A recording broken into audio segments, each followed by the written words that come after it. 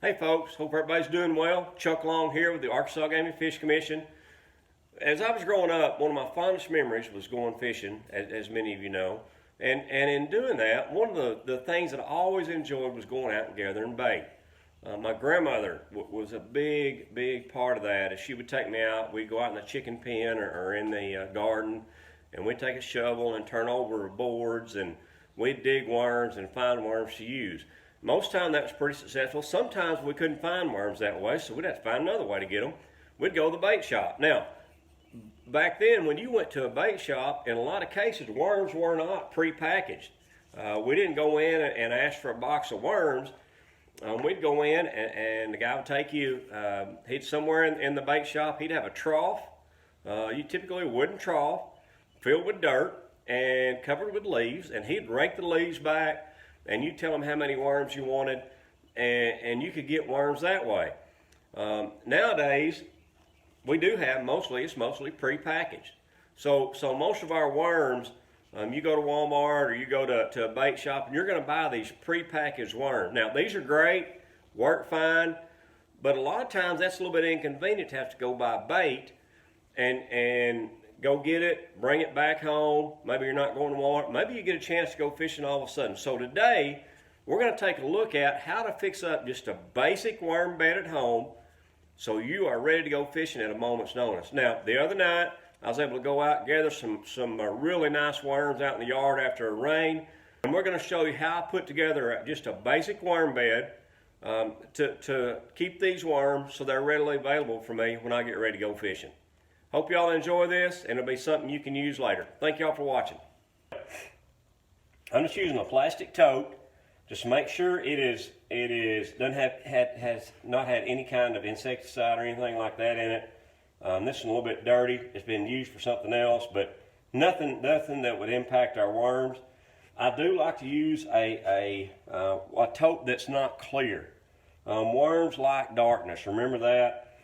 So I chose the tote that's not clear. First thing we're going to do, I just have regular peat moss, and you want to just go get peat moss at the store, any Tractor Supply or any store like that, pet supply or a farm supply store, hardware store.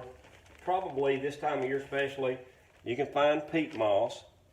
And the reason you like peat moss is it has a very good water retention. And again, I'm making this worm bed not to compost or anything like that. I'm simply making a place to hold my bait. So I'm not trying to really keep these worms for a long period. I'm keeping them for a short time so I can use them for fish bait. And I may get some propagation in here, but probably not. And what this will give you a chance to do is to go outside when you're working in the garden this spring, when you're out in, if you get a rain, go out at night, gather you some worms, and you're ready to go. So I've got my peat moss in there, and now I'm going to add water. And I don't want a lot of water. Stir it up here. This might be where you bring your kids in. Maybe they like to get their hands dirty. And what I'm looking for all my peat moss to be damp. Not wringing wet, but a fairly good dampness. A little bit more water, not much. A little bit more water.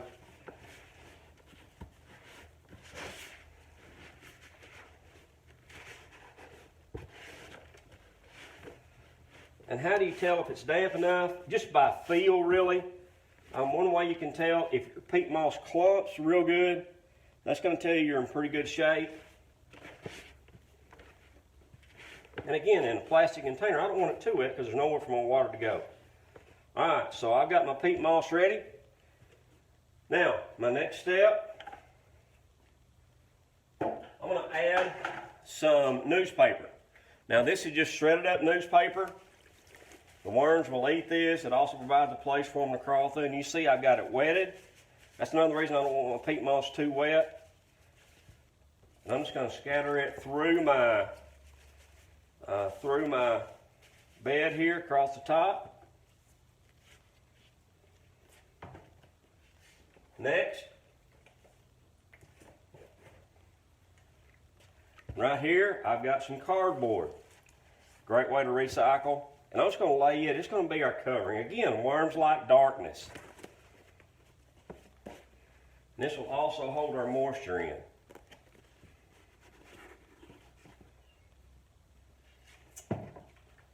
And our bed is pretty much ready. And that's all there is to it.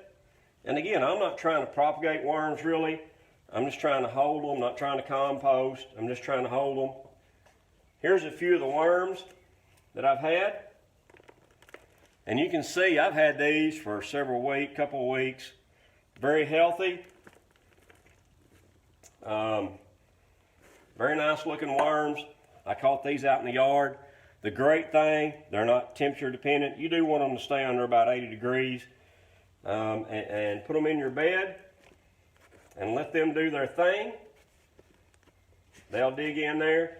You want to keep this in as dark a place as possible, somewhere cool, and you're set to go. Now when you get ready to go fishing, you can just come out, rake the top back, and find you a few worms to head to the river with.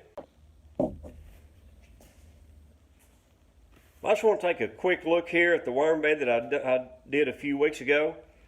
And this one I caught the worms out in the yard, made this little worm bed, and it's done pretty well.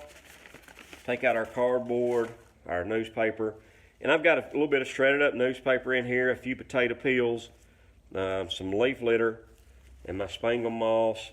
Now, let's dig down in here, check our worms, and you can see very healthy.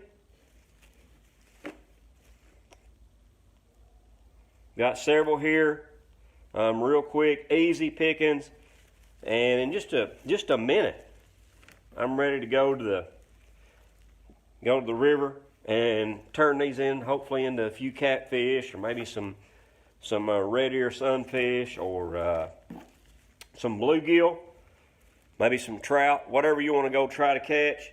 But just a great way to make you a worm bed.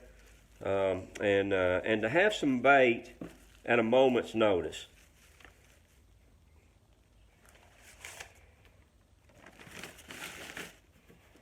I hope y'all learned a little bit today on making a worm bed. Again, a simple tote, not a clear tote, a dark colored tote, preferably.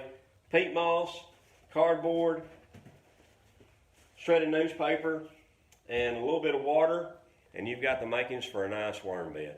Then all you have to do is go out in the yard or the garden, get you a few worms, add them, and you're set to go. There's probably no better bait for catching fish than just a simple worm.